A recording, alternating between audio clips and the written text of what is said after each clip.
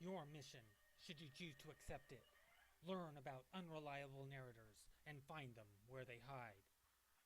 Unreliable is made of three word parts: un, rely, and able. The prefix un means not. The root word rely means to depend on or trust. The suffix able means capable of or able to. If you put it all together, it means not trustable narrator. If there is a story told, there is always a storyteller. In fiction, the word narrator is just a fancy word for storyteller. But in a story, who is the storyteller? If the story is Tom Sawyer, the storyteller is Mark Twain. If the story is Pinocchio, the storyteller is Carlo Collodi. However, writers of stories can be very sneaky. For example, let's take a recent novel, The Cuckoo's Calling by Robert Galbraith, published in 2013. Who is our storyteller? Robert Galbraith? The About the Author page says Robert Galbraith spent several years with the Royal Military Police before being attached to the SIB, Special Investigative Branch, the plainclothes branch of the RMP. He left the military in 2003. He has been working since then in the civilian security industry. Robert Galbraith is a pseudonym. So we know our storyteller wants his anonymity, and we know a few relevant facts about his life. Or do we? Who is our gritty former military investigator, Robert Galbraith? Well, it turns out that Robert Galbraith is none other than J.K. Rowling. J.K. Rowling? The unemployed single mom who wrote Harry Potter? Yep, Robert Galbraith has his name on the outside of the book, but he is just another character created by J.K. Rowling. In this case, he's the character created who tells the story named The Cuckoo's Calling.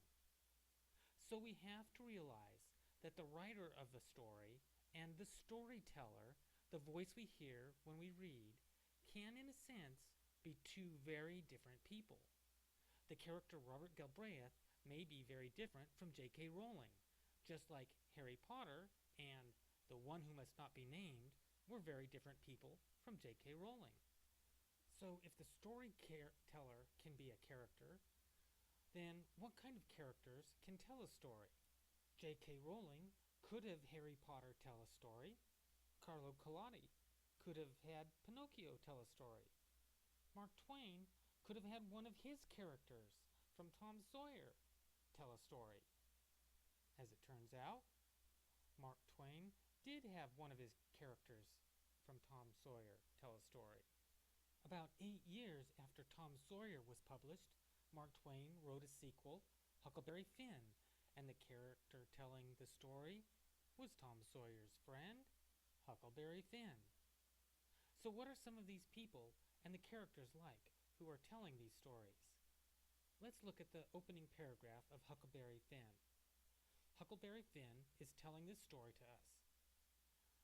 You don't know about me without you have read a book by the name of The Adventures of Tom Sawyer, but that ain't no matter. That book was made by Mr. Mark Twain, and he told the truth, mainly. There was things which he stretched, but mainly he told the truth. That is nothing. I never seen anybody but lied one time or another, without it was Aunt Polly, or the widow, or maybe Mary. Aunt Polly, Tom's Aunt Polly she is, and Mary, and the widow Douglas is all told about in that book, which is mostly a true book, with some stretchers, as I said before. Okay, now wait just a second. Huck is telling us that Twain told some stretchers in Tom Sawyer. Well, stretchers is just a really polite way of saying lies. And Huck is telling us that Tom Sawyer is a mostly true book, when we know that Tom Sawyer is a complete work of fiction. That means that Huck isn't exactly telling the reader the truth. The only inescapable conclusion is that these stories are being narrated by Pinocchios. The next time you encounter a work with a narrator telling you something, keep your thinking cap on. Don't take everything at face value. The narrator may be completely trustworthy, but remember, writers are sneaky. Every now and then, they slip one in who can't be trusted about absolutely every single thing that they say. But know this, if you're paying attention, the writer will have left the clues so you can tell when the narrator's reliability is on shaky ground. Most of the time, even unreliable narrators will tell you the truth. But if you're paying attention, you can usually tell which things the narrator says that can be trusted and which get the Pinocchio prize.